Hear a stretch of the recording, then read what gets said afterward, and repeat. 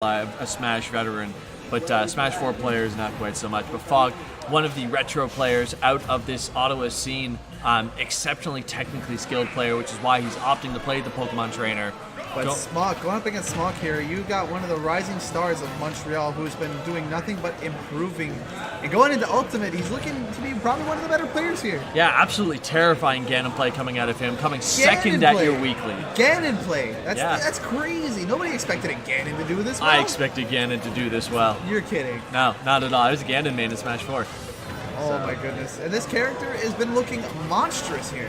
Speaking of monstrous, opting for the Charizard really early on because of the high percentage that Fog finds himself at. Not a whole lot of things he can do. No tech coming out right there. That is an early stock. And you would think right now with Ivysaur zoning, it'd be able to, again, would have a hard time getting it, but the thing is, his burst and his, like, just in general, like, how he gets in is so monstrous. Yeah. You know what? And Monster is just overall incredible. Oh my god. Okay, able to recover? Yeah. Oh my goodness. The momentum canceling that comes with swapping out your Pokemon, great use right there by Fog to ensure that he could get backstage with that Flare Blitz. And that melee combo, let me tell you what. This is actually looking like, oh my goodness. Smokk is...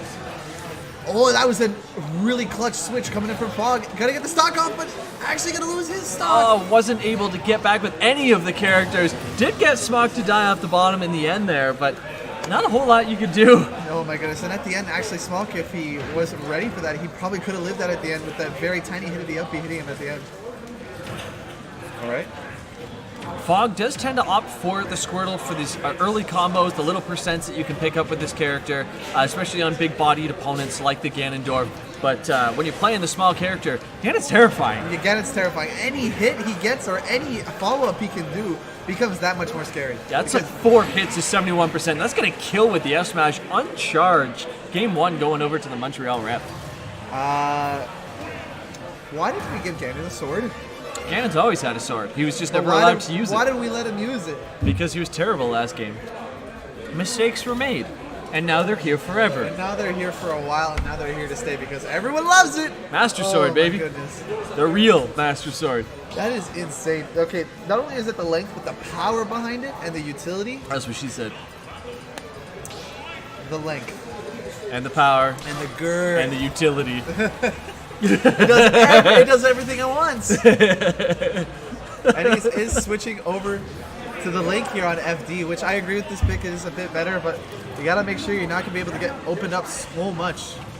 Yeah, Link's gonna be a bit of a better pick than the Pokemon Trainer against the Ganondorf. In my personal opinion, the projectile is extremely useful. The disjoints that come with having a sword also gonna be very useful. A little bit more consistent in movement as well. Playing a single speed character means you're really just going to be able to continuously move. Yeah, and then there's like some times where you'll have a character crisis mid-game if you're playing Pokemon Trainer, but with one character in match, all you have to think about is what you can do with this character. Exactly. So obviously, as you can see, Fog trying to hold one side of the stage, just using projectiles. Getting down with that Nair though, ending that stock early.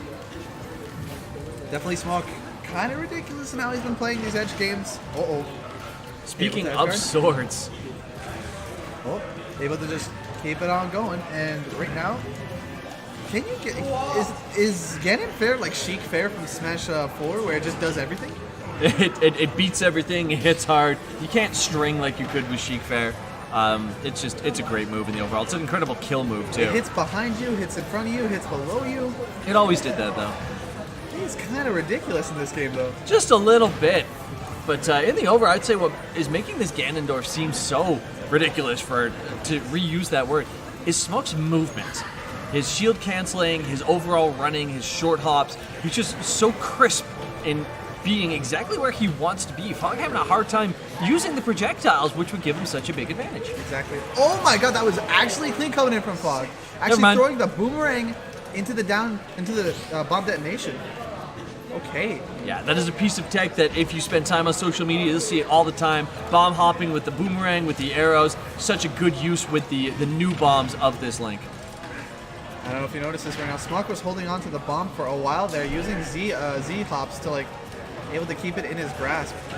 That was a nice pickup by Fog right there. That hit him right below him. Oh my goodness. This character Smokk in the hands of Smokk kind of looks busted. Just a very little bit at this point. I mean, Fog doing everything he can. Great bomb juggling off the shield, and anytime Smokk gets the shield up in time to stop it, but you can play as technical as you want. When you get hit with the meatiest of moves. He had the bomb in hand. He had the bomb in hand, was able to come up high. I don't think Smokk saw it coming, but... No, Smokk really wanted to style and go for the Ganon side there, which we have talked about. Is that the nipple? Yes, it is the nipple hitbox, and it's going to send him off to the side. Longest toenails in history, man. Basically. Oh my goodness. The King of Evil triumphing over the hero of time. Over Dark.